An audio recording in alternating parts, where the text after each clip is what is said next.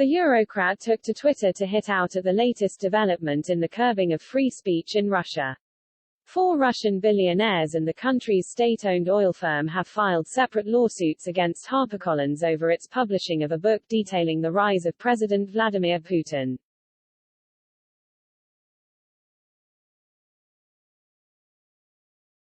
The legal action against the book, Putin's People, comes following months of rising tensions between the Russian president and the outside world.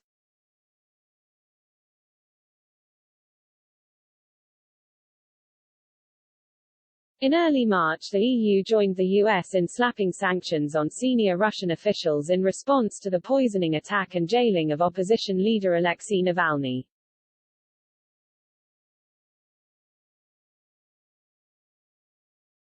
Two months on, Mr. Navalny's health has drastically deteriorated as he remains in prison.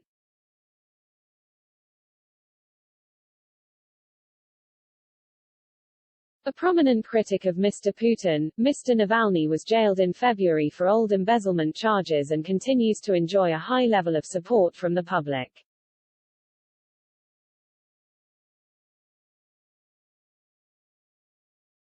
On March 22, Brussels sanctioned 2 Russians accused of persecuting gay and lesbian people in Chechnya.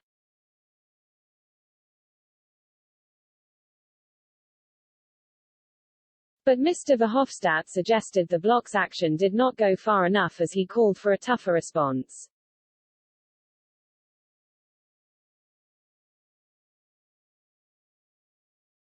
He said Putin's nuisance value extends beyond Russia's borders.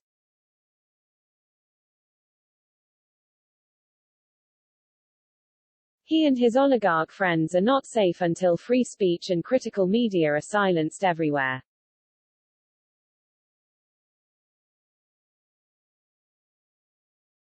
Cut off their money supply, impose real sanctions now.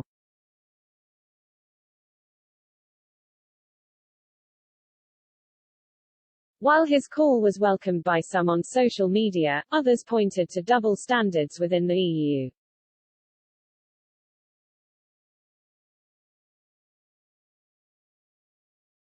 One Brexit supporter questioned why Mr. Verhofstadt wanted to punish Mr. Putin for his efforts to gag Russians after he himself didn't seem too keen on Brexiteers speaking out.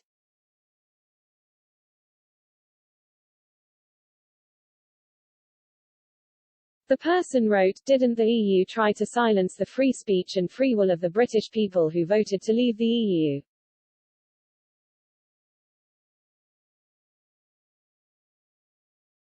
I suggest that you speak with a forked tongue.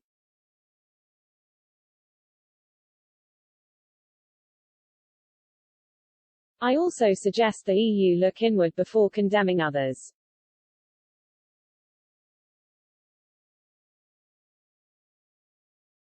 Another opponent of tougher sanctions on Russia predicted possible repercussions for the EU, especially Germany.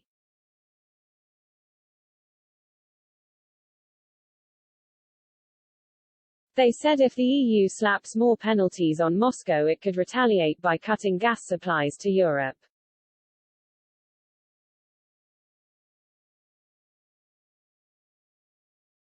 Others said it was right and good how passionately European politicians are on the side of the Russian people, without being asked, but questioned why they did not jump to defend freedom of speech in other nations, such as Turkey.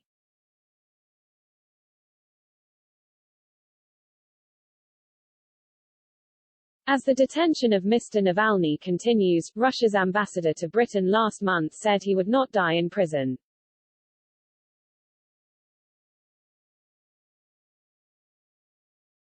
Andrei Kelin said, "Of course he will not be allowed to die in prison, but I can say that Mr. Navalny behaves like a hooligan absolutely in trying to violate every rule that has been established."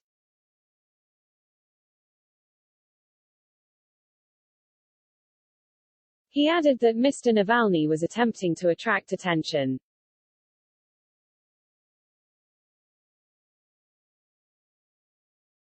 The opposition leader almost died last August when he was poisoned with the chemical nerve agent Novichok.